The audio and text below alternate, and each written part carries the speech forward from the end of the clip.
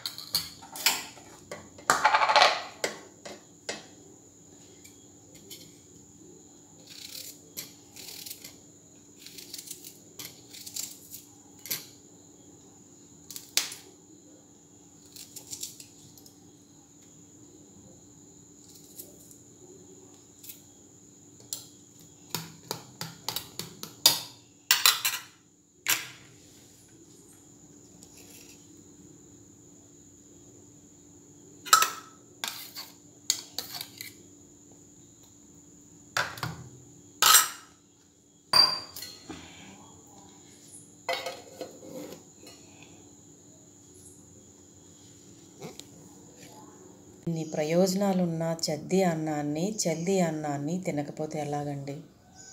ఇన్ని ఉపయోగాలు ఉన్నాయి.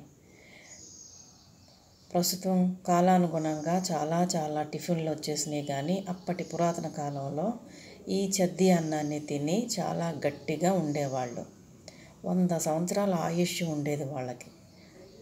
ఇప్పటి రోజుల్లో అండి 60-70 వస్తేనే అన్ని రోగాలతో మూలుగుతున్నారు. అందుకనే మీరు కూడా ఈ టోటల్ ప్రోబయోటిక్ అయినటువంటి ఈ చల్ది అన్నాన్ని మీరు కూడా సింపుల్ చేసుకొని తిని ఆరోగ్యంగా ఉండండి. Bye friends.